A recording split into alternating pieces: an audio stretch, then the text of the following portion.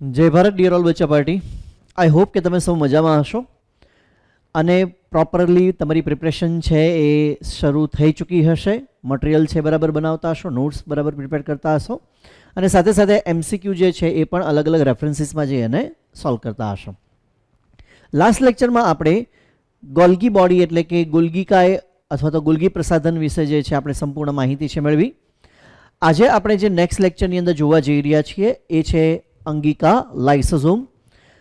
જ્યારે આપણે ગોલ્ગીકાય જોયું ત્યારે પણ આપણે જોયેલું કે ગોલ્ગીકાય, એન્ડોપ્લાઝમિક રેટિક્યુલમ અને લાઇસોઝોમ એ એકબીજા સાથે સંલગ્ન રચનાઓ છે અને એટલા માટે આપણે કહેતા હતા GERL, GERL સિસ્ટમ. જો ગોલ્જી બોડી અને એન્ડોપ્લાઝમિક રેટિક્યુલમ જે છે એ જ્યારે ક્લોઝલી એસોસિએટેડ હોય ત્યારે આપણે કહીએ છીએ GER સિસ્ટમ. બરાબર છે? તો GERL system that includes three things: Golgi body, ER and lysosome, and GER system that includes only two organelles, that is Golgi body and ER. આ વસ્તુની આપણે વાત છે એ થયેલી. તો ચાલો આજે આપણે ડિટેલની અંદર જોવા જઈ રહ્યા છીએ. લાઇસોઝોમ ખૂબ જ અગત્યનો ટોપિક છે અને તમને મજા પણ આવશે. બરાબર? ચાલો, લાઇસોઝોમ જો સંદર્ભે આપણે વાત કરીએ તો લાઇસોઝોમની જે માહિતી આપનાર જે સાયન્ટિસ્ટ હતા, જેણે સૌથી પ્રથમ લાઇસોઝોમ જે છે એ ડિસ્કવર્ડ કર્યો, એ સાયન્ટિસ્ટ જે છે એ સાયન્ટિસ્ટ કયા હતા? તો કે એ સાયન્ટિસ્ટ જે છે એની જો આપણે વાત કરીએ તો ક્રિસ્ટિયન દ દેવ, રાઈટ? ક્રિસ્ટિયન દ દેવ નામના જે સાયન્ટિસ્ટ હતા એમણે લાઇસોઝોમ જે છે એ સૌપ્રથમ વખત ડિસ્કવર્ડ છે એ કર્યો. અને એ કયા કોષમાં એણે ડિસ્કવર્ડ કર્યો? તો કે લીવર સેલ. લીવર સેલ એટલે શું થાય? યકૃતનો કોષ. બરાબર? એટલે કે યકૃત કોષ, જેને બીજું તમે કહી શકો હિપેટોસાઇટ્સ. હિપેટોસાઇટ્સ બીજું તને શું કહેવાય? હિપેટોસાઇટ્સ. હિપેટિક જે જગ્યાએ શબ્દ આવે એટલે સમજી લેવાનું રિલેટેડ ટુ લીવર. બરાબર? જેમ આપણે કીધું સાર્કો એટલે રિલેટેડ ટુ મસલ્સ, હિપેટિક એટલે રિલેટેડ ટુ યકૃત, પછી neuron related to nervous system, ચેતાતંત્ર. અને એ ઉપરાંત જો આપણે વાત કરીએ તો જ્યારે નેફ્રોન શબ્દ આવે તો it is related to kidney. બરાબર? ચાલો, તો લીવર સેલની અંદર સૌ પ્રથમ આપણે કહી શકીએ કે ક્રિસ્ટિયન દ દેવ નામના સાયન્ટિસ્ટે આ લાઇસોઝોમ છે ડિસ્કવર કર્યો. એન્ડ ધેર અલ્ટ્રાસ્ટ્રક્ચર એટલે આપણે ભણી ચૂક્યા છીએ કે માઇક્રોસ્કોપી ઇમેજ જે છે અને એની ગોઠવણ જે છે એ આપના સાયન્ટિસ્ટ કયા હતા? નેવિકોફ. શું નામ હતું તેમનું? Novikoff. Okay. Lysosome are found in all eukaryotic cell. બધા જ સુકોષ કેન્દ્રી કોષની અંદર લાઇસોઝોમ જે છે એ જોવા મળે છે. પરંતુ કયા કયા કોષોમાં નથી જોવા મળતો એ પણ આપણે ખાસ યાદ રાખવાનું છે. તો જેમ બધી જ જગ્યાએ એનું એક્ઝામ્પલ આવ્યા છે, એ એક એક્ઝામ્પલ તો કોમન છે, એક્સેપ્ટ મેચ્યોર મેમેલિયન આરબીસી. એટલે પુખ્ત આરબીસીની અંદર તે હોતું નથી. અગેઇન જ્યારે આરબીસી નિર્માણ પામતા હોય ત્યારે એની અંદર ER પણ હોય છે, ત્યારે એની અંદર ન્યુક્લિયસ પણ હોય છે અને ત્યારે એની અંદર શું હોય છે? લાઇસોઝોમ પણ હોય છે. પરંતુ મેચ્યોર આરબીસીની અંદર એ હોતું નથી. એ ઉપરાંત આપણે કીધું યીસ્ટ સેલ. યીસ્ટ જે છે એ શું છે? તો કે આપણે જાણીએ છીએ યીસ્ટ જે છે એ આપણે એવું કહી શકીએ યુનિસેલ્યુલર એટલે કે એક જ કોષમાંથી બનેલી તે શું છે? ફંજાઈ એટલે કે ફૂગ. એક જ કોષમાંથી બનેલી તે શું છે? ફૂગ. એટલે કે એક કોષીય ફૂગનું એક્ઝામ્પલ છે. કોની વાત કરીએ છીએ આપણે? યીસ્ટ. અને એ એકલી એવી ફૂગ છે કે જે એક કોષીય છે. બરાબર? એ ઉપરાંત જો આપણે વાત કરીએ તો ન્યુરોસ્પોરા એ પણ ફૂગ છે. અને એ ઉપરાંત યુગ્લિના, જે આપણે જોયું કે વનસ્પતિ અને પ્રાણી સૃષ્ટિને જોડતી કડી છે. કારણ કે જ્યારે પ્રકાશની હાજરી હશે ત્યારે યુગ્લિના પ્રકાશ સંશ્લેષણ કરશે અને નહીં હોય ત્યારે તે પ્રકાશ સંશ્લેષણ કરશે નહીં, પરંતુ રેડીમેડ ફૂડ લેશે. અને એ ઉપરાંત મેરિસ્ટમેટિક સેલ. તો મેરિસ્ટમેટિક સેલ છે એ પણ આપણે જોઈ ગયા છીએ. એને આપણે શું કહીએ છીએ? વર્ધમાન કોષો. કારણ કે તે કઈ પેશીમાં આવેલા છે? વર્ધમાન પેશીના કોષો કે જે ગ્રોથ સાથે, વનસ્પતિ પેશી જે છે એના ગ્રોથ સાથે સંકળાયેલી આ રચના છે અથવા તો કોષ છે. તો લાઇસોઝોમ બધા જ સુકોષ કેન્દ્રી કોષની અંદર છે એક્સેપ્ટ મેમેલિયન આરબીસી મેચ્યોર, એ ઉપરાંત યીસ્ટ, એ ઉપરાંત ન્યુરોસ્પોરા, એ ઉપરાંત યુગ્લિના અને વર્ધમાન પેશીના કોષો એટલે કે વર્ધમાન કોષોની અંદર આપણે એવું કહી શકીએ કે લાઇસોઝોમ આવેલા હોતા નથી. આપણે એ તો જાણીએ જ છીએ કે લાઇસોઝોમનું કાર્ય શું છે? લાઇસોઝોમ જે છે એની અંદર રહેલા છે hydrolytic enzyme. Hydro means addition of water, જેને કહેવાય જળ, એન્ડ લાઇટિક મતલબ વિભાજન, જળ વિભાજન કરતા ઉત્સેચકો એની અંદર આવેલા હોય, બરાબર છે. અને જળ વિભાજન કરતા ઉત્સેચકો જે છે એ બધાને જ આપણે શું કહીએ છીએ? ડાયજેસ્ટિવ એન્ઝાઇમ, એટલે તેને શું કહેવાય? પાચન ઉત્સેચકો, બરાબર. ચાલો, ત્યાર પછી જો સાઇઝની વાત કરીએ તો સાઇઝ જે છે દેટ વેરિયસ, એટલે કે અલગ અલગ પ્રકારની સાઇઝ જે છે એ હોય છે લાઇસોઝોમની, બરાબર છે. ફ્રોમ 0.2 ટુ 0.8 માઇક્રોમીટર, એટલે 0.2 થી લઈ અને 0.8 માઇક્રોમીટર જેટલી લાઇસોઝોમની સાઇઝ છે હોય. લાઇસોઝોમ છે એ આપણે જાણીએ છીએ કે SER દ્વારા વેક્યુઓલ ફોર્મની અંદર એ રિલીઝ છે થશે, બરાબર. ગોલ્જી બોડી જે છે એનાથી એ પછી છેલ્લે શું થશે? સેપરેટ થશે. Okay, their number is more in cell involved in intracellular digestion like WBC, histocytes and phagocytes. એટલે એવા કોષો, WBC એટલે આપણે જાણીએ છીએ તેને આપણે શું કહીએ છીએ? તો કે વ્હાઇટ બ્લડ સેલ્સ, એટલે કે શ્વેત કણો આપણા. હિસ્ટોસાઇટ્સ જે છે એ આપણા શું છે? તો કે એ આપણા પેશી કોષો છે કે જે આપણી એરિયોલર ટિશ્યુ, એટલે કે જેને આપણે કહેશું કેવી પેશી તેને કહેવાય? એરિયોલર ટિશ્યુ. એટલે શું થશે? તો કે તંતુ ઘટક પેશી જે છે એની અંદર આ આવેલા હોય અને એ શું થાય? તો કે પેશી કોષોની વચ્ચે જઈ અને કોઈ ફોરેન પાર્ટિકલ હોય તો તેને શું કરશે? ઇનગલ્ફ કરશે અને એને શું કરી દેશે? ડાયજેસ્ટ. અને ફેગોસાઇટ્સ એટલે શું થાય? ભક્ષક કોષો, બરાબર છે. તો આ ત્રણેય કોષો જે છે એનું કાર્ય શું છે? તો કે બહારથી કોઈ પરજાત દ્રવ્યને અંદર લઈ અને શું કરી દેવું? તેનું ડાયજેશન. તો ડાયજેશન આવ્યું, બરાબર. તો આવા કોષોની અંદર લાઇસોઝોમ છે આવેલો હોય, બરાબર, કે જેની અંદર ઇન્ટ્રાસેલ્યુલર ડાયજેશન છે થતું હોય, એટલે કે કોષની અંદર શું થતું હોય? ડાયજેશન છે થતું હોય. ઉદાહરણ તરીકે આપણે એક અહીંયા માનો કે એક આકૃતિ છે દોરીએ. દાખલા તરીકે આ પ્લાઝમા મેમ્બ્રેન છે, આ જે છે શું છે? Plasma membrane. હવે પ્લાઝમા મેમ્બ્રેનમાં તમે એવું સમજી લો કે અહીંયા દાખલા તરીકે કોઈ બહારનો ફોરેન પાર્ટિકલ્સ છે આવી ગયો, બહાર શું છે? કોઈ ફોરેન પાર્ટિકલ્સ છે અને આ આપણા ફેગોસાઇટ્સનું પ્લાઝમા મેમ્બ્રેન છે, બરાબર. તો એ ફોરેન પાર્ટિકલ્સ જે છે એ ફોરેન પાર્ટિકલ્સને તે શું કરશે? તો કે ફેગોસાઇટોસિસ દ્વારા શું કરશે? તો કે અંદરની તરફ એને લેશે. એની આસપાસ શું હશે? મેમ્બ્રેન છે હશે. એટલે બેઝિકલી આ થયું કેવું? તો કે અન્નધાનીનું નિર્માણ થયું તેવું. અને ત્યાર પછી એના સંપર્કમાં કોણ આવશે? તો કે એના સંપર્કમાં આવશે લાઇસોઝોમ, જેની અંદર શું રહેલા હશે? હાઇડ્રોલાઇટિક એન્ઝાઇમ્સ, એટલે કે જળ વિભાજન કરનારા ઉત્સેચકો. અને અલ્ટિમેટલી એ ફોરેન પાર્ટિકલ છે એ શું થઈ જશે? પાચન તેનું થઈ જશે, એટલે કે તેનું ડાયજેશન છે એ થઈ જશે. તો એવા કોષો કે જે કોષની અંદર પાચન કરે છે, જેને કહેવાય કોષાંતરીય પાચન. શું તેને કહેવાય? કોષાંતરીય પાચન. એ બધા જ કોષોની અંદર જે છે એ શું આવેલું હોય તેવું આપણે કહી શકશું? તો કે લાઇસોઝોમ છે તેની અંદર આવેલા હોય. એક્ઝામ્પલ WBC, હિસ્ટોસાઇટ્સ અને phagocytes. Okay, origin of lysosomes is from SER according to Novikoff. નોવિકોફે શું કીધું હતું? તો કે નોવિકોફનું કેવું એવું હતું કે લાઇસોઝોમ જે છે એ શેમાંથી ડેવલપ થાય છે? એની ઓરિજિન, એનું ઉદ્ભવ સ્થાન શું છે? SER. પણ આવું ઓલવેઝ હોતું નથી, બરાબર છે. કારણ કે આપણે જાણીએ છીએ કે લાઇસોઝોમ જે છે, લાઇસોઝોમની અંદર શું રહેલા હોય? Hydrolytic enzyme. અને એન્ઝાઇમ બધા શાના બનેલા હોય? પ્રોટીનના બનેલા હોય. તો પ્રોટીન જે છે એ કોણ બનાવે? રિબોઝોમ્સ. અને રિબોઝોમ્સ શેના ઉપર હોય? તો કે RER ઉપર હોય, બરાબર. એટલે RER નું ફ્રેગમેન્ટેશન થાય, એટલે કે ક્રિસ્ટીનું, બરાબર છે, સોરી સિસ્ટર્નીનું, બરાબર. એ સિસ્ટરની જે છે એનું ફ્રેગમેન્ટેશન થાય, એ પાછા જોડાય અને સીસ ફેઝ બને કોનો? ગોલ્જી કોમ્પ્લેક્સનો. પછી શું થાય છે? તો કે પછી એ રિબોઝોમ્સ એ સરફેસ ઉપરથી નીકળી જાય છે. અને એટલા માટે નોવિકોફ જે છે એનું એવું માનવું હતું કે સરફેસ ઉપર રિબોઝોમ્સ નથી તેવી સિસ્ટરની, તો એ શેમાંથી આવ્યા હશે? SERમાંથી આવેલા હશે. પણ વાસ્તવિક રીતે એવું હતું નહીં, કારણ કે અંદર એન્ઝાઇમ્સ જે છે એ તો પ્રોટીનના બનેલા છે. અને પ્રોટીન શેમાં બને? રિબોઝોમ્સમાં. અને રિબોઝોમ્સ ક્યાં હોય? તો કે RER ઉપર આવેલું હોય. ચાલો, તો origin of lysosome is from SER according to Novikov and or from Golgi according to Dowalder. તો ડોવલ્ડરના કહેવા પ્રમાણે ગોલ્જી બોડી બી હોઈ શકે અથવા તો શું હોઈ શકે? SER બી હોઈ શકે, બરાબર છે. હવે ગોલ્જી બોડી છે એ તો આપણે જાણીએ જ છીએ, પણ ગોલ્જી બોડી શું પોતે આ એન્ઝાઇમ બનાવે છે? ના, એ એન્ઝાઇમ છે તો ક્યાં બને છે? રિબોઝોમ્સમાં. ગોલ્જી બોડી જે છે એ જે પ્રોટીન છે એનું મોડિફિકેશન સાથે સંકળાયેલી છે. અને મોડિફિકેશન થઈ જશે પ્રાઇમરી, સેકન્ડરી, ટર્શરી, ક્વોટરનરી સ્ટ્રક્ચર, એટલે 3 ડાયમેન્શનલ ફોર્મની અંદર એન્ઝાઇમ બની જશે કે જેની અંદર એક ચોક્કસ પ્રકારની શું આવેલી હોય? તો કે ક્રિયાત્મક સ્થાન આવેલું હોય કે જેના સાથે સબસ્ટ્રેટ સાથે એટેચ થઈ શકે. એ ડિટેલ પાછા આપણે બાયોમોલિક્યુલવાળા ચેપ્ટરમાં લઈશું, બરાબર. ચાલો, મેમ્બ્રેન ઓફ લાઇસોઝોમ હેઝ, આ બહુ જ અગત્યનો point, membrane of lysosome has active H ion pump, બરાબર. હવે દાખલા તરીકે જો હું અહીંયા આગળ એક લાઇસોઝોમ છે બનાવું છું, આ આકૃતિ જે છે એ તો છે જ, પરંતુ આ સેપરેટ આપણે લાઇસોઝોમ છે બનાવ્યો, બરાબર. અને લાઇસોઝોમની અંદર શું રહેલા છે એ પણ આપણે જાણીએ છીએ. લાઇસોઝોમની અંદર રહેલા છે હાઇડ્રોલાઇટિક એન્ઝાઇમ.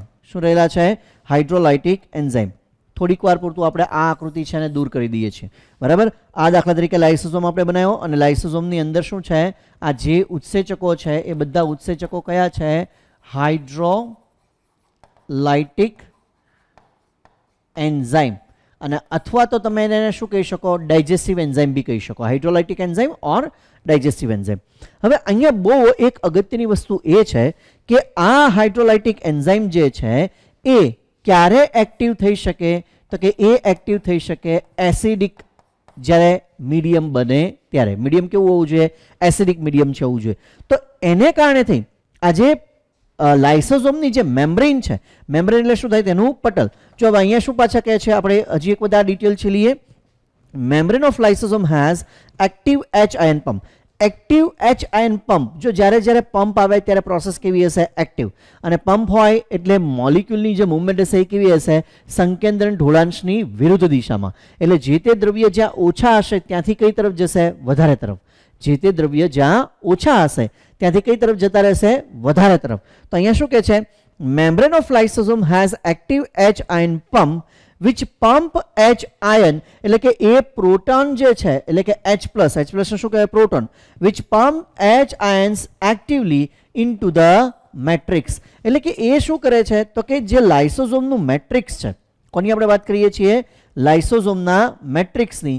તો લાઇસોઝોમના મેટ્રિક્સમાં આસપાસના વિસ્તારોમાંથી તે શું કરે છે? H+ જે છે એ H+ આયનને અંદર શું કરે છે? પંપ કરે છે. અંદર પંપ કરે છે એવું હું તમને કહું એટલે તમારે એવું સમજવાનું આવે કે બહાર પ્રોટોનનું સંકેન્દ્રણ કેવું હશે? ઓછું. વધારે ક્યાં હશે? લાઇસોઝોમની અંદર. પણ તેમ છતાંય તે શું કરે છે? અંદર પંપ કરે છે. અને જ્યારે અંદર એ પંપ કરશે ત્યારે એ સમયે અંદર જે પીએચ જે છે એ કેવી થઈ જશે? એસિડિક. અને અંદરની પીએચ જો એસિડિક થશે તો જ આ હાઇડ્રોલાઇટિક એન્ઝાઇમ છે શું થશે? એક્ટિવ. એટલે લાઇસોઝોમના પોતાના મેટ્રિક્સમાં એસિડિક પીએચ હોવી બહુ જ જરૂરી છે. અને એ એસિડિક પીએચ એ કેવી રીતે ડેવલપ કરશે? તો કે બહારથી પંપ કરીને હાઇડ્રોજન જે છે એને ક્યાં લઈ આવશે? અંદર લઈ આવશે. પણ શું આવું ઓલવેઝ કરશે? તો કે ના. જ્યારે જરૂરિયાત હશે, જ્યારે પાચન કરવાનું હશે ત્યારે આવું કરશે. એટલે ખાસ યાદ રાખવાનું છે, બહુ જ અગત્યનો પોઈન્ટ બચ્ચા પાર્ટી, કે લાઇસોઝોમની મેમ્બ્રેન છે એના ઉપર એચ આયન માટેના એક્ટિવ પંપ આવેલા છે જે બહારથી અંદરની તરફ એચ આયનને ઠાલવે છે. એટલે કે ઓછા સંકેન્દ્રણવાળા વિસ્તારમાંથી વધુ સંકેન્દ્રણવાળા વિસ્તારમાં એને ઠાલવે છે. અને એ પ્રક્રિયા જે છે એ એટીપી કન્ઝર્વેટિવ પ્રક્રિયા છે, કારણ કે આપણે પંપની વાત કરીએ છીએ સંકેન્દ્રણ ઢોળાંશની વિરુદ્ધ દિશામાં. હવે આવું કરવાની જરૂરિયાત છે. શું કામ છે? કારણ કે લાઇસોઝોમની અંદર રહેલા હાઇડ્રોલાઇટિક એન્ઝાઇમ્સ જે છે that will remain active in a acidic medium. એટલા માટે આ બધી વસ્તુ કરવાની જરૂરિયાત છે. તો આઈ હોપ કે તમને આ મુદ્દો છે ખ્યાલ આવી ગયો હશે. હજી એક વખત મુદ્દો જે છે એ આપણે રીડ કરી લઈએ. Membrane of lysosome has active H+ ion which pumps H+ ion actively into the matrix creating acidic pH which is required for working of hydrolytic enzyme. એટલે એ શું કરે છે? એસિડિક પીએચનું નિર્માણ કરે છે. અને એ એસિડિક પીએચ જે છે ખૂબ જ અગત્યની છે. શેના માટે? તો કે અંદરની બાજુએ આ બધા હાઇડ્રોલાઇટિક એન્ઝાઇમ્સ જે છે એ એક્ટિવ બને એના માટે એ ખૂબ જ અગત્યની વસ્તુ છે. બરાબર. ચાલો, તો આ બધી આપણે બેઝિક માહિતી છે લીધી. હજી આગળ છે આપણે પ્રોસીડ કરીએ છીએ. એ ઉપરાંત જો આપણે વાત કરીએ તો આ ત્રણ મુદ્દા, લાસ્ટ આપણે જે H+ આયન વાળો મુદ્દો જોયો એ ખૂબ જ અગત્યનો મુદ્દો બચ્ચા પાર્ટી, બરાબર, ખાસ યાદ રાખજો. ઓકે. એ સિવાય હજી જે બે મુદ્દાઓ આવે છે એ બહુ જ અગત્યના. જો શું કહે છે? સબસ્ટન્સ લાઇક કોલેસ્ટેરોલ, બરાબર. કોલેસ્ટ્રોલની પહેલા પણ આપણે જોઈ ગયા છીએ. કોલેસ્ટ્રોલ ક્યાં આપણે જોયું હતું? પ્લાઝમા મેમ્બ્રેનમાં. હવે પ્લાઝમા મેમ્બ્રેનમાં કોલેસ્ટ્રોલ જે છે કઈ જગ્યાએ હતું? તો કે બે જે ફોસ્ફોલિપિડના જે મોલિક્યુલ છે એની સામસામે આવતી જે ટેલ છે ત્યાં આગળ કોલેસ્ટ્રોલ હતું. અને એ શું પ્રોવાઈડ કરતું હતું? એ જે છે એક બોન્ડિંગ પ્રોવાઈડ કરતું હતું, એ એક સ્ટ્રેન્થ છે પ્રોવાઈડ કરતું હતું, બરાબર છે. એટલે મેમ્બ્રેનને જાળવી રાખતું હતું. તો કોલેસ્ટ્રોલ, સબસ્ટન્સ લાઇક કોલેસ્ટ્રોલ, પછી કોર્ટિઝોન, બધા સ્ટીરોઇડ છે. કોર્ટિસોલ, આ બધા શું છે? સ્ટેરોલ ઓર સ્ટેરોન છે, બરાબર. ધેન ક્લોરિક્વિન, એટલે cortisol, chloroquine, they stabilize the lysosome membrane. આ બધા દ્રવ્યો જે છે એ લાઇસોઝોમ મેમ્બ્રેનને સ્ટેબિલાઇઝ રાખે છે. કયા કયા કીધા આપણે? કોર્ટિસોલ, કોર્ટિસોન, ક્વિનોન અને કોલેસ્ટેરોલ. આ બધા જ જે છે એ સ્ટીરોઇડ છે અને સ્ટીરોઇડ જે છે એ મેમરીને શું કરે, સ્ટેબિલાઇઝ રાખે, એટલે કે જાળવી રાખે છે. બરાબર. હવે જાળવી ક્યારે રાખવાની હોય, એ જાળવી, કારણ કે એ જાળવી રાખવી બહુ જરૂરી છે. જો એ મેમ્બ્રેન તૂટી જશે તો એમાંથી બધા એન્ઝાઇમ શું થઈ જશે, રિલીઝ થઈ જશે અને આખા કોષનું પાચન કરી નાખશે, કારણ કે એની અંદર તો બધા જ હાઇડ્રોલાઇટિક એન્ઝાઇમ છે. એટલે એને સ્ટેબિલાઇઝ રાખવી જરૂરી છે જ્યાં સુધી એનું કામ ના પડે ત્યાં સુધી. બરાબર છે. તો આ બધા એના સ્ટેબિલાઇઝર્સ છે, cold stabilisers of lysosomal membrane. એટલે આ બધા દ્રવ્યો જે છે લાઇસોઝોમલ મેમ્બ્રેનને સ્ટેબિલાઇઝ રાખે છે, જાળવી રાખે છે. હવે જ્યારે જરૂરિયાત પડશે ત્યારે એને લેબિલાઇઝ કરે. લેબિલાઇઝ કરે એટલે એને મેમ્બ્રેન જે છે એ મેમ્બ્રેનની સ્ટેબિલિટીને ખોરંભે એવા પણ દ્રવ્યોની જરૂરિયાત પડશે. બરાબર. તો નેક્સ્ટ પોઈન્ટ છે એ છે ખૂબ જ અગત્યનો, એબ્સન્સ ઓફ ઓક્સિજન. માનો કે ઓક્સિજન છે એ ઓછો હોય તો એ એક પરિસ્થિતિ. બીજું એક્સરે, એ ઉપરાંત યુવી રે, બંને જે છે એ ટૂંકી તરંગ લંબાઈ ધરાવતા આપણે એવું કહી શકીએ કે વિદ્યુત ચુંબકીય તરંગો છે કે જે શું કરશે તો કે પેનિટ્રેશન એનું જાજુ હશે. બરાબર. સેલમાં absence of oxygen, x-ray, UV rays. પછી ટેસ્ટોસ્ટેરોન. ટેસ્ટોસ્ટેરોન શું છે, મેલ હોર્મોન છે, મેલ સેક્સ હોર્મોન. બરાબર. એ ઉપરાંત પ્રોજેસ્ટેરોન, એ શું છે, ફિમેલ સેક્સ હોર્મોન છે. And excess of vitamin A, D, E, K. આ બધા જ બહુ અગત્યના છે, ખાસ યાદ રાખજો બચ્ચા પાર્ટી. એક, જો ઓક્સિજનની ગેરહાજરી હોય તો લાઇસોઝોમનું મેમ્બ્રેન જે છે લેબિલાઇઝ થાય. લેબિલાઇઝ થવું એટલે શું તો કે that is they weaken the membrane and increases the chance of autolysis. એટલે કે મેમ્બ્રેન છે કેવું બનશે, વીક બનશે. કોની, કઈ પરિસ્થિતિમાં, જ્યારે ઓક્સિજન ઓછો હોય ત્યારે. એ ઉપરાંત એક્સરે, એ ઉપરાંત યુવી, એ ઉપરાંત ટેસ્ટોસ્ટેરોન એટલે કે નર જાતિ અંતસ્ત્રાવ, એ ઉપરાંત પ્રોજેસ્ટેરોન એટલે કે માદા જાતિ અંતસ્ત્રાવ, અને એ ઉપરાંત 4 વિટામિન એ, ડી, કે, ઈ, એડકી એવું યાદ રાખવાનું, એ, ડી, કે, ઈ. અને આ 4 વિટામિન જે છે એ કેવા વિટામિન છે તો કે 4 વિટામિન છે એ મેદદ્રાવ્ય વિટામિન છે. એ બધા જ વિટામિન છે કેવા છે, મેદદ્રાવ્ય, એટલે કે લિપિડની અંદર કેવા છે, દ્રાવ્ય છે. અને એ પણ આ લાઇસોઝોમ મેમ્બ્રેન જે છે એને લેબિલાઇઝ કરે છે. એટલે they act as a labilizers of lysosomal membrane. એટલે એ બેઝિકલી મેમ્બ્રેનને શું કરે છે, વીક કરે છે.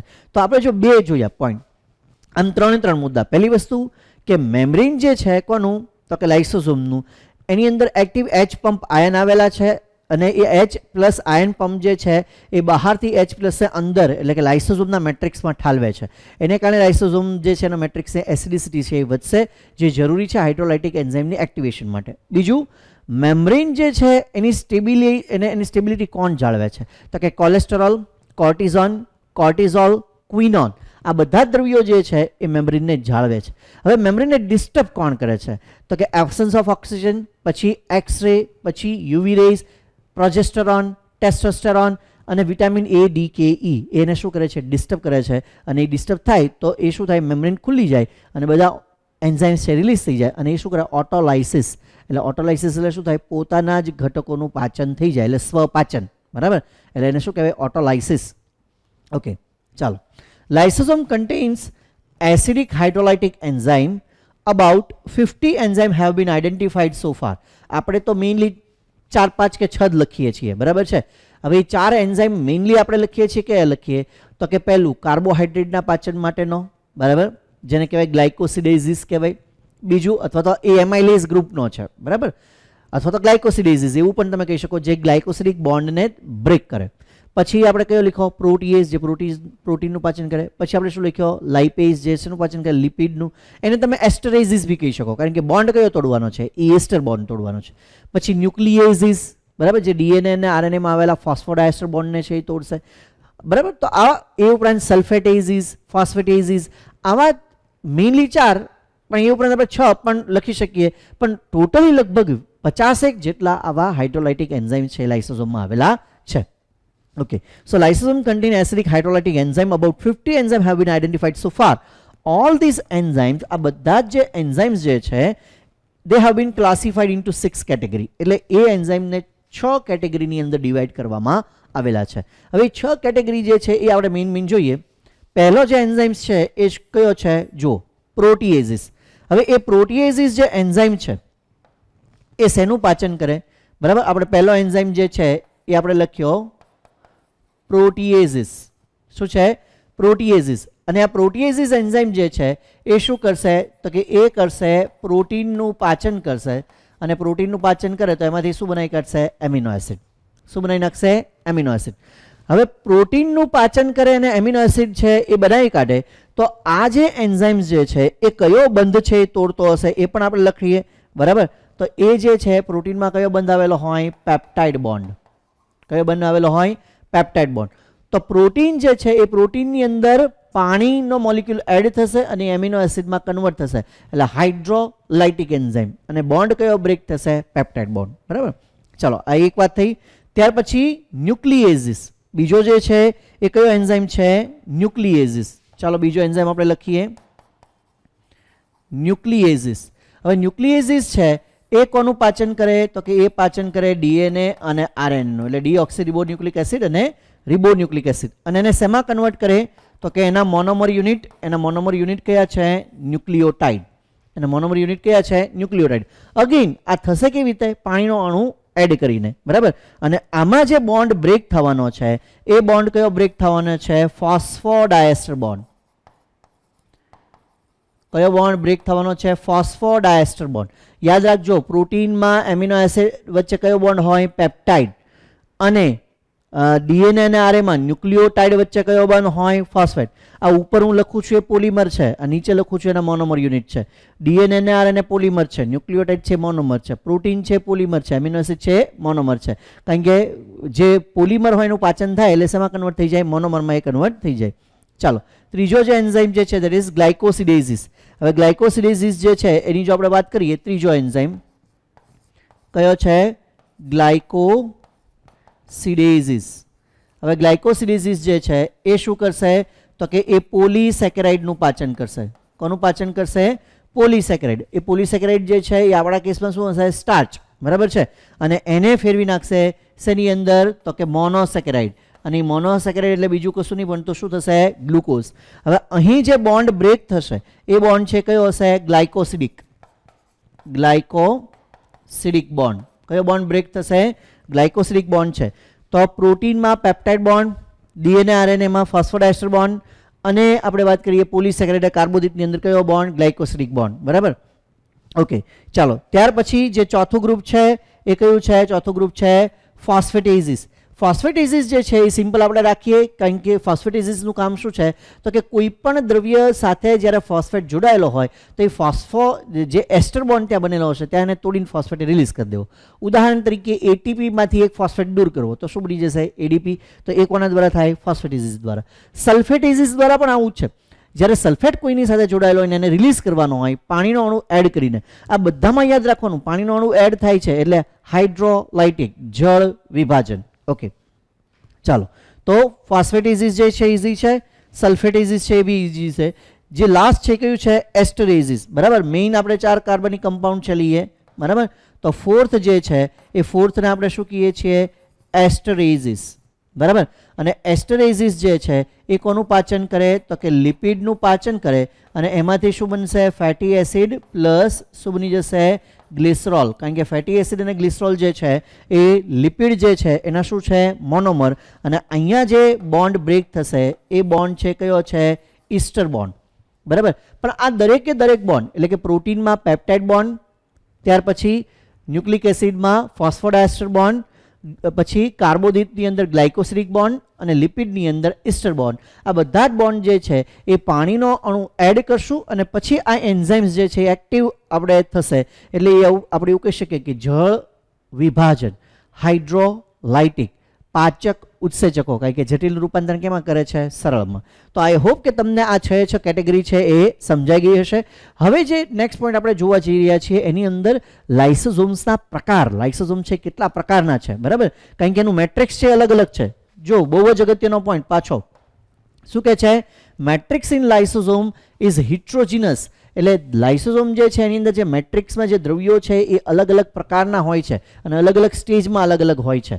So matrix in lysosome is heterogeneous and on the basis of the matrix lysosome are of 4 type. એટલે કે લાઇસોઝોમના જે બંધારણમાં જે અંદરનું દ્રવ્ય જે છે એટલે કે લાઇસોઝોમનું આધારક જે છે એની અંદર કયા કયા પ્રકારના દ્રવ્યો આવેલા છે એના આધારે એના 4 પ્રકારો છે એ પડે છે. એમાં સૌથી પહેલો પ્રકાર જે છે એને આપણે શું કહેશું? Primary lysosome. પણ આ મેટ્રિક્સ 4 અલગ અલગ પ્રકારના હોવાને કારણે લાઇસોસોમ 4 અલગ અલગ પ્રકારની આપણે એવું કહી શકીએ કે બંધારણીય રચનાઓ ધરાવે છે અને એટલા માટે તેને આપણે શું કહીશું પોલીમોર્ફિક. એના સ્વરૂપો છે 4 અને શું કહેવાય પોલીમોર્ફિક. અને એ સ્વરૂપો 4 કોને કારણે છે? એના મેટ્રિક્સને કારણે છે. ચાલો, એમાં જે પહેલું જે છે દેટ ઇઝ પ્રાઇમરી લાઇસોસોમ. હવે જો આપણે પ્રાઇમરી લાઇસોસોમની વાત કરીએ તો પ્રાઇમરી લાઇસોસોમમાં જે એન્ઝાઇમ્સ હશે એ કેવા હશે? Inactive enzyme. બરાબર, એટલે તમારે એવું સમજવાનું છે કે લાઇસોસોમ હજી જસ્ટ છૂટો પડ્યો છે શેનીથી? ગોલ્જી બોડીથી, વેક્યુલના ફોર્મમાં. ત્યારે એની અંદર જે હાઇડ્રોલાઇટિક એન્ઝાઇમ હશે એ હજી સક્રિય હશે નહીં. કેવા હશે? ઇનએક્ટિવ હશે. ત્યારે એવા લાઇસોસોમને આપણે શું કહેશું? પ્રાઇમરી અથવા તો પ્રાથમિક lysosome. Contains inactive digestive enzyme and also called, કારણ કે હજી એની અંદર સ્ટોર થયેલા છે શું? Enzyme, storage granule. તો જ્યારે લાઇસોસોમ છૂટો પડે છે જસ્ટ ગોલ્જી બોડીથી, ત્યારે હજી એની અંદર જે એન્ઝાઇમ છે કેવા છે? ઇનએક્ટિવ એન્ઝાઇમ્સ છે.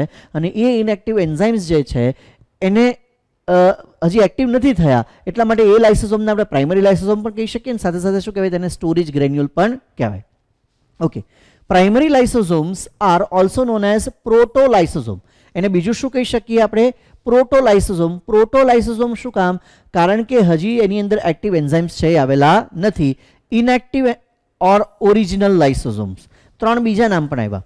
એક પ્રાઇમરી લાઇસોસોમ, બીજું પ્રોટોલાઇસોસોમ, હજી એન્ઝાઇમ એક્ટિવ નથી. ઇનએક્ટિવ લાઇસોસોમ એવું પણ એને કહી શકો. અને એ ઉપરાંત તેને શું કહેવાય? Original lysosome. હજી લાઇસોસોમ જેવો છે એવો છૂટો પડેલો છે. ચાલો, ત્યાર પછી જે છે દેટ ઇઝ સેકન્ડરી લાઇસોસોમ. બીજો જે છે પ્રકાર કયો છે? Secondary lysosome. એની અંદર જે એન્ઝાઇમ્સ જે છે એ કેવા થઈ ચૂક્યા હશે? એક્ટિવ. હવે એન્ઝાઇમ એક્ટિવ એની મેતે થઈ ગયા? તો કે ના. એન્ઝાઇમ જે છે એ એક્ટિવ ક્યારે કરવા પડશે? તો કે જ્યારે કોઈ ફૂડ પાર્ટિકલને એને ડાયજેસ્ટ કરવાનું હોય ત્યારે. ફૂડ પાર્ટિકલને ડાયજેસ્ટ ક્યારે કરવાનું હોય? તો કે બહારથી કોષમાં કોઈ એવું દ્રવ્ય આવે કે જેનું ડાયજેશન કરવાનું છે ત્યારે. ઉદાહરણ તરીકે જ્યારે ફેગોસાઇટોસિસ થાય અથવા પિનોસાઇટોસિસ થાય, એટલે કે ઘન ભક્ષણ અથવા પ્રવાહી ભક્ષણ, જેને આપણે શું કહીએ છીએ? એન્ડોસાઇટોસિસ, કોષીય અંતગ્રહણ અથવા વહન. તો ત્યારે જે બહારથી આવેલો પાર્ટિકલ્સ જે છે એની આસપાસ પેલી મેમ્બ્રેન છે બની જશે અને એને આપણે શું કહીએ છીએ? અન્નધાની. તો એ અન્નધાની જ્યારે કોના કોન્ટેક્ટમાં આવે? લાઇસોસોમના કોન્ટેક્ટમાં આવી જાય. કયા?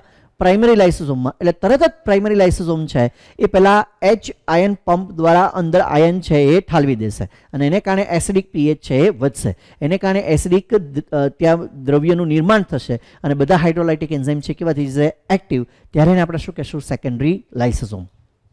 ચાલો, ઓલ્સો નોન એઝ હિટ્રોફેગોઝોમ.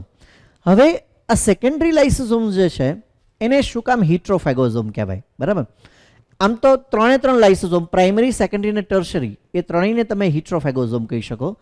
હિટરોફેગોઝોમ, ફેગોસાઇટોસિસ કરવું. ફેગોસાઇટોસિસ કરવું એટલે શું? તો કે ઘન ભક્ષણ કરવું. અથવા પિનોસાઇટોસિસ એટલે શું કરવું? પ્રવાહી ભક્ષણ કરવું. પણ હિટેરોનો મતલબ શું થાય? તો કે પોતાના કોષોના દ્રવ્યોને મારવાના નથી. ખાસ યાદ રાખવાનું, હિટેરોફેગો એટલે બહારના દ્રવ્યને મારવું, પરજાત દ્રવ્યને મારવું, પોતાનું નથી તેવા દ્રવ્યને મારવું, બહારથી આવેલા દ્રવ્યને મારવું. પણ જો એ પોતાના જ દ્રવ્યોને મારશે તો તેને શું કહેવાય? ઓટોફેગોઝોમ. તો તેને શું કહેવાય? ઓટોફેગોઝોમ. અહીંયા એને આપણે શું કીધું? હિટ્રોફેગોઝોમ. શું કામ? કારણ કે અન્નધાનીમાં રહેલા દ્રવ્યને તે મારી રહ્યું છે અથવા પાચન કરી રહ્યું છે. તો અન્નધાનીમાં જે દ્રવ્ય જે છે એ તો પરજાત દ્રવ્ય છે, એટલે તેને શું કહેવાય? હિટ્રોફેગોઝોમ. બહુ જ અગત્યનું બચ્ચા પાડી, ખાસ યાદ રાખજો કે એ શું છે? હિટ્રોફેગોઝોમ. ત્રણેય, પ્રાઇમરી, સેકન્ડરી અને ટર્શરી, ત્રણેયને હિટ્રોફેગોઝોમ કહેવાય. અને એ સિવાય એક ચોથો પ્રકાર છે એને જ શું કહેવાય? ઓટોફેગોઝોમ, કે જ્યારે તે પોતાની જ અંગિકાઓ, પોતાના જ પટલો, પોતાના જ દ્રવ્યો જે છે એનું ડાયજેશન કરે. Okay, formed by the fusion of primary lysosome and phagosome. હજી હમણાં જ આપણે કીધું કે ફૂડ વેક્યુલ જે છે એની સાથે જ્યારે પ્રાઇમરી લાઇસોસોમ કનેક્ટ થઈ જશે ત્યારે તેને આપણે શું કહીશું? સેકન્ડરી લાઇસોસોમ છે એ કહીશું. બરાબર, ચાલો. It contains active enzyme. એ પણ મેં તમને હજી હમણાં જ કીધું હતું, કારણ કે ફૂડ વેક્યુલ સાથે એક વાર જોડાઈ ગયો તો હવે એની અંદર એન્ઝાઇમ કેવા હશે? એક્ટિવ. તો આ પ્રાઇમરી, સેકન્ડરી, ટર્શરી અને ક્વાટરનરી, આ એટલે જેને આપણે ક્વાટરનરી તો નહીં પણ તો એને કહેવાય ઓટોફેગોઝોમ. આ ચાર જે છે એનું એકચ્યુઅલ કોન્સેપ્ટ સમજવા માટે આપણે થોડું GERL સિસ્ટમ છે એ પહેલાં, એટલે કે ગર્લ સિસ્ટમ છે, સમજવી પડે. તો પ્રાઇમરી અને સેકન્ડરી તો બહુ ઇઝી છે એટલે તમને સમજાઈ ગયું. હવે આપણે આખું કમ્પાઇલ કરીએ છીએ અને બાકીના 2 પ્રકાર છે એ GERL સિસ્ટમ સમજ્યા પછી આપણે છે સ્ટાર્ટ કરશું. ચાલો, તો GERL સિસ્ટમ જે છે એ કોના દ્વારા નિર્માણ પામે છે? તો કે ગોલ્જી બોડી, એન્ડોપ્લાઝમિક રેટિક્યુલમ અને લાઇસોસોમ. અહીં આ આકૃતિમાં મેં જે આ દર્શાવ્યું છે આ શું છે? Nuclear membrane. એની સાથે ક્લોઝલી કનેક્ટેડ શું છે? RER એટલે કે રફ એન્ડોપ્લાઝમિક રેટિક્યુલમ. એનું શું થાય છે? ફ્રેગમેન્ટેશન. એટલે આ જે છે દર્શાવ્યા એ શું છે? વેસિકલ્સ. વેસિકલ્સ જે છે એ શું થશે? ભેગા. એટલે કયો ફેઝ બનાવશે? સિસ ફેઝ અથવા ફોર્મેટિવ ફેઝ, હા કે ના? અથવા કોન્વેક્સ ફેઝ ઓફ ગોલ્જી બોડી. બરાબર, એ ગોલ્જી બોડી જે છે એકબીજા સાથે કનેક્ટેડ છે એવું સમજવાનું. એટલે બીજી બાજુએ તે શું બનાવશે? ટ્રાન્સ ફેઝ અથવા મેચ્યોરેશન ફેઝ અથવા કોન્કેવ ફેઝ. આ આપણે ભણી ચૂક્યા છીએ લાઇસોસોમ વાળા પાર્ટમાં. બરાબર, અને ત્યાર પછી એ એક આવું વેક્યુઓલ છે એ ફ્રી કરે છે, અને એ જે વેક્યુઓલ જે છે એની અંદર શું રહેલા છે? Hydrolytic enzyme. અને એ હાઇડ્રોલાઇટિક એન્ઝાઇમ્સ જે છે એ હજુ કેવા છે? ઇનએક્ટિવ હાઇડ્રોલાઇટિક એન્ઝાઇમ છે. કેવા છે? Inactive hydrolytic enzyme. અને જો તેનામાં ઇનએક્ટિવ હાઇડ્રોલાઇટિક એન્ઝાઇમ આવેલા હોય ત્યારે તેને આપણે શું કહેશું? Primary lysosome. તો આપણે આની પહેલાં એ જ મુદ્દો જોયો હતો કે લાઇસોસોમ છૂટું પડ્યું છે પરંતુ એની અંદર એન્ઝાઇમ કેવા છે? ઇનએક્ટિવ. તો તેને શું કહેશું? Primary lysosome. હવે એ જ સમયે માનો કે તમે એવું સમજો કે એન્ડોસાઇટોસિસ થયું, અથવા તો આપણે એન્ડોસાઇટોસિસનો એક પ્રકાર લખ્યો ફેગોસાઇટોસિસ, કે જેમાં બહારથી આવેલું ફૂડ પાર્ટિકલ જે છે it will come in contact with the plasma membrane. Plasma membrane છે એ શું બનાવે છે? એમાંથી ફૂડ વેક્યુઓલ બનાવે છે. બરાબર, એટલે આ જે સ્ટ્રક્ચર જે છે આ સ્ટ્રક્ચર એ શું છે? ફૂડ વેક્યુઓલ છે. અને એ ફૂડ વેક્યુઓલ છે એટલે તમે જો ધ્યાનથી એને જુઓ તો તમને ખ્યાલ આવશે કે અંદર ફૂડ પાર્ટિકલ છે અને એને આવૃત થયેલો છે શેનીથી? પ્લાઝમા મેમ્બ્રેનથી. ઓકે, હવે જ્યારે આ પ્રાઇમરી લાઇસોસોમ છે આ ફૂડ વેક્યુઓલના કોન્ટેક્ટમાં આવશે ત્યારે એ પ્રાઇમરી લાઇસોસોમ જે છે એ પેલા H આયન પંપ દ્વારા અંદર હાઇડ્રોજન જે છે પંપ કરશે અને એને કારણે અંદર એસિડિક મીડિયમ સર્જાશે. અને જે અહીંયા ઇનએક્ટિવ હાઇડ્રોલાઇટિક એન્ઝાઇમ હતા એ એન્ઝાઇમ જે છે કેવા બની જશે? એક્ટિવ એન્ઝાઇમ્સ છે એ બનશે. અને એ સમયે ફૂડ વેક્યુલ અને પ્રાઇમરી લાઇસોસોમ બંને કનેક્ટ થયા છે અને પ્રાઇમરી લાઇસોસોમમાં ઉત્સેચકો છે સક્રિય થઈ ચૂક્યા છે. એટલા માટે હવે તેને આપણે શું કહેશું? Secondary lysosome. એટલે આ સ્ટ્રક્ચરને આપણે શું કીધું? Secondary lysosome. હવે સેકન્ડરી લાઇસોસોમ જે છે એમાં એન્ઝાઇમ છે એક્ટિવ, અને સાથે સાથે ફૂડ વેક્યુલમાં શું છે? તો કે કોઈ કાર્બનિક કમ્પાઉન્ડ છે, પ્રોટીન હોઈ શકે, લિપિડ હોઈ શકે, કાર્બોહાઈડ્રેટ હોઈ શકે, ન્યુક્લિક એસિડ હોઈ શકે, કોઈ પણ હશે. એનું શું થઈ જશે? ડાયજેશન થઈ જશે. કારણ કે હાઇડ્રોલાઇટિક એન્ઝાઇમ છે. Addition of water, lysis, addition of water, lysis, જળ વિભાજન. બરાબર, અને જળ વિભાજનને અંતે એ ફૂડ વેક્યુલમાં જે કંઈ દ્રવ્યો હશે એ શું થઈ જશે? ડાયજેસ્ટ થઈ જશે. તો આની અંદર હવે ડાયજેસ્ટ થયેલા દ્રવ્યો છે. હવે ડાયજેસ્ટ થયેલા દ્રવ્યો જે છે એ સ્વાભાવિક રૂપે જ શું થશે? તો કે ડાયજેસ્ટ થયેલા દ્રવ્યો જે છે એ સિમ્પલ બહારની તરફ એટલે ક્યાં આવી જશે? કોષ રસની અંદર એ દ્રવ્યો છે એ આવી જશે. ક્યાં આવી જશે? કોષ રસમાં. તો આ પેલા ફૂડ વેક્યુલ અને પ્રાઇમરી લાઇસોસોમ જોડાણા. પછી ડાયજેશન દ્વારા અહીંયા આપણે એવું કહી શકીએ કે ડાયજેશન થઈ ગયું પછી તેનું શું થઈ જશે? એબ્ઝોર્પ્શન. ત્યાર પછી શું થઈ જશે? એબ્ઝોર્પ્શન છે થઈ જશે. એટલે કે શું થઈ જશે? શોષણ છે થઈ જશે. અને શોષણ થઈ ગયા બાદ હવે જે અંદર દ્રવ્યો વધ્યા છે એ દ્રવ્યો જે છે એ બધા કેવા હશે? તો કે અપાચિત દ્રવ્યો. અંદર હવે જે દ્રવ્યો વધ્યા છે બધા કેવા છે? અપાચિત દ્રવ્યો. જેનું પાચન થવાનું હતું એનું પાચન છે થઈ ચૂક્યું છે, હા કે ના? બરાબર, જેનું પાચન થવાનું હતું પાચન થઈ ગયું અને શેમાં આવી ગયા? કોષરસમાં આવી ગયા. તો હવે જે દ્રવ્યો વધ્યા છે એ બધા દ્રવ્યો કેવા છે? તો કે એ બધા અપાચિક ઉત્સર્ગ દ્રવ્યો છે. અને એવા અપાચિક ઉત્સર્ગ દ્રવ્યો વાળો જે લાઇસોસોમ છે અથવા તો લાઇસોસોમ અને ફૂડ વેક્યુલ છે તેને આપણે શું કહેશું? Tertiary lysosome. તેને આપણે શું કહેશું? Tertiary lysosome. હવે એ ટર્શરી લાઇસોસોમ જે છે એ પાછો કઈ તરફ ગતિ કરશે? કોષરસ પટલ તરફ ગતિ કરશે. અને એ ટર્શરી લાઇસોસોમ જે છે એ કોષરસ પટલના મેમ્બ્રેન સાથે એટેચ થશે અને ત્યારબાદ ઉત્સર્ગ દ્રવ્યને શું કરી દેશે? બહાર કાઢી લેશે. એ પ્રક્રિયાને શું કહેવાય? એક્ઝોસાઇટોસિસ, કોષીય બહિર્વહન. આ શું હતી? એન્ડોસાઇટોસિસ. બરાબર, અહીંયા આપણે સોલિડ પાર્ટિકલ લીધો એટલે ફેગોસાઇટોસિસ, અધરવાઇઝ એને પિનોસાઇટોસિસ પણ આપણે કહી શકીએ. અને આ એક્ઝોસાઇટોસિસ આપણે શું કહેતા હતા? ઈ ફેગી.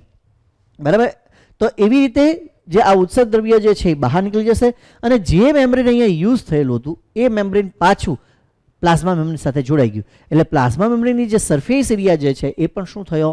મેન્ટેન છે એ થયો.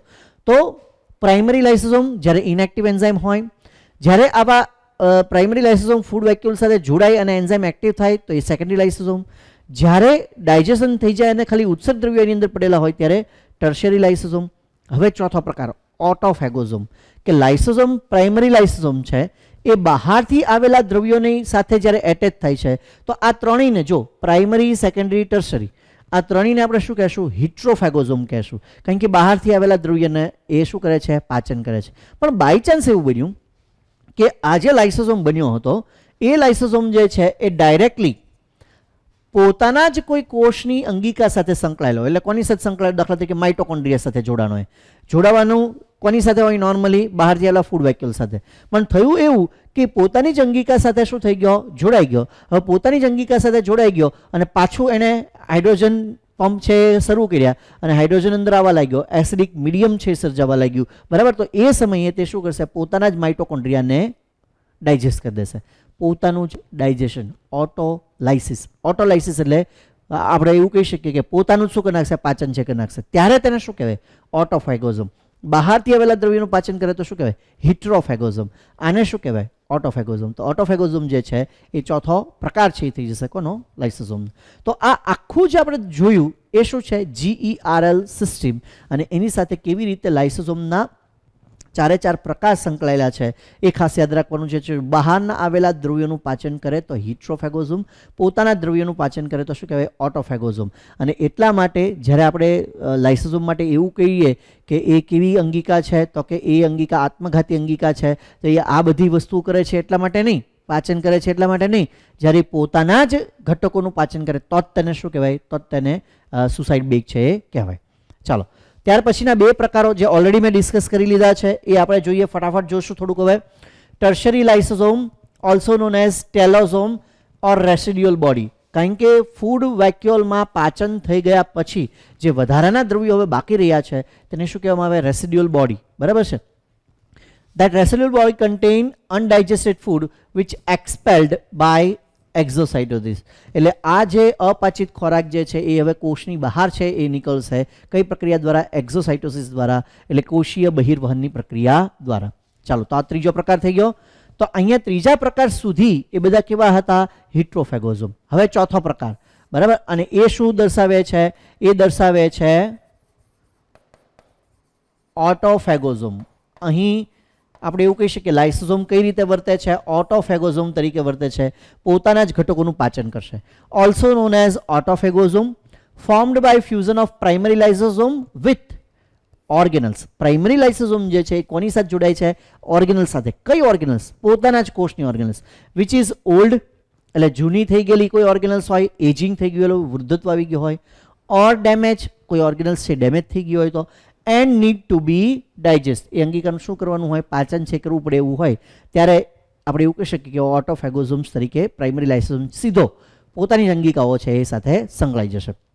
અહીંયા એક વસ્તુ પાછી યાદ રાખવાની કે જે લાઇસોસોમની જે મેમ્બ્રેન માટે જે લેબિલાઇઝર્સ હતા, બરાબર, એ લેબિલાઇઝર્સ જો બહુ વધી જાય તો બી આ મેમ્બ્રેન વીક પડશે લાઇસોસોમની, અને મેમ્બ્રેન વીક પડશે તો એ કોષને ડેમેજ કરે, બરાબર. એટલે એ બી ખાસ યાદ રાખવાનું. Autosome also function during deficiency of food by digesting the reserve food material. એટલે ઓટોઝોમ્સ જે છે જ્યારે બહારથી તમે માનો કે પૂરેપૂરો ખોરાક છે ના લ્યો, એટલે કોષને એક સર્ટેન લેવલની ખોરાકની જરૂરિયાત છે જયા પછી પ્રક્રિયાઓ કરવા માટે, પણ જો એ જરૂરિયાતો સંતોષાય નહીં તો સ્વાભાવિકપણે તે શું કરશે? તો કે જેટલું રિઝર્વ ફૂડ મટીરિયલ કોષની અંદર હશે, દાખલા તરીકે ગ્લાયકોજનની કણિકા હશે, બરાબર, તો એ ગ્રેન્યુલ્સ જે છે એનું શું કરશે? પાચન. પ્રોટીનની કણિકાઓ છે એનું પાચન કરશે, બરાબર છે. તો autolysosomes also function during the deficiency of food. જ્યારે પોષણ જ જો શરીરમાં ના હોય તો એ જે સંગ્રહિત ખોરાક છે એને શું કરશે? તો કે ડાયજેસ્ટ કરશે. They are cold suicidal bag. Always નહીં, હા, પર્ટિક્યુલર કન્ડિશનમાં. They are cold suicidal bag when they rupture to release all enzyme to digest old or worn out cell.